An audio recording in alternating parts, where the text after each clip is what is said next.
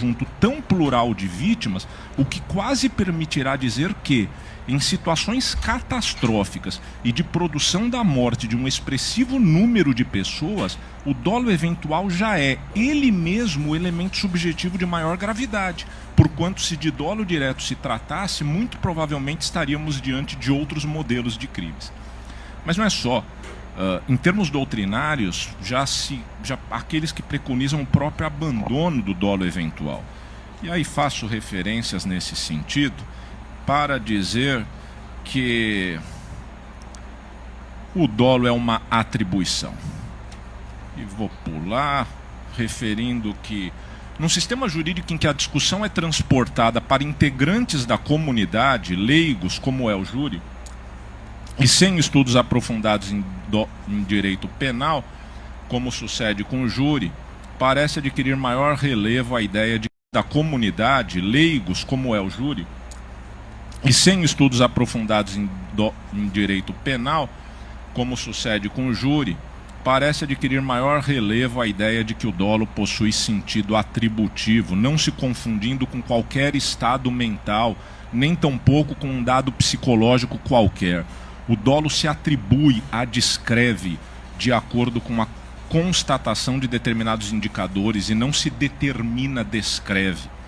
Estou citando um autor brasileiro, Wagner Marteletto. Numa palavra, o dolo é um conceito jurídico que deve ser ajustado à moldura normativa, isso é muito importante, a partir dessa premissa de ratio punitiva. Outro autor brasileiro, moderno, Eduardo Viana. E aí sigo, não olvidemos que o alcance da moldura normativa não se afasta dessa premissa concernente a acusados em decorrência de suas condutas. Todos os réus seguramente terão ainda tempo para cultivar as suas famílias, desenvolver as suas amizades, viajar, conhecer pessoas, participar de festas, eventos, amores e desamores, nessa trajetória cheia de mistérios e maravilhas que é a vida. Nada disso caberá às vítimas.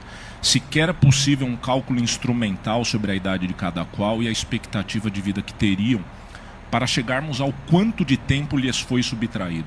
Basta dizer que é muito, e este muito, enfatizo, não lhes foi retirado por obra do acaso, por um raio, um terremoto, um tufão ou um furacão. Trata-se de obra humana, a exigir do Estado o chamamento à consequente responsabilidade. Daniel Arbex, no ponto, indica tratar-se de mais de 9.000 anos. O Código Penal, ao definir o que são os crimes dolosos, limita-se a indicar que se cuidam daqueles casos em que o agente quis o resultado ou assumiu o risco de produzi-lo. De modo que, no plano da legislação, basta o querer o resultado ou a assunção do risco de produzi-lo para que se configure um crime doloso que, como tal, receberá a respectiva sanção. Nada aponta para um alvitre, segundo o qual o dolo direto afigurar-se-ia mais ou menos grave do que o dolo eventual.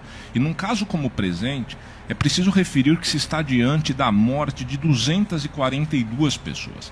Circunstância que, na órbita do dolo eventual, já encerra imensa gravidade, ficando até mesmo difícil supor a possibilidade de que fatos assim ocorram sob a modalidade do dolo direto, visto que a produção de mortes e a expressividade do número de vítimas não divide ou arrefece as dores ou tragédias pessoais, multiplica-as. E aqui surge uma questão relevante que faço já como justificativa do montante de pena a que chegarei, dando conta de um sistema como é o nosso, que consagra mecanismos de progressão e etc., mas me dispensarei de pena mais grave com o acréscimo previsto na lei, e aí chego, sem mais delongas, às penas definitivas. Para Elissandro, 22 anos e 6 meses de reclusão. Para Mauro, 19 anos e 6 meses de reclusão. Marcelo e Luciano, 18 anos de reclusão.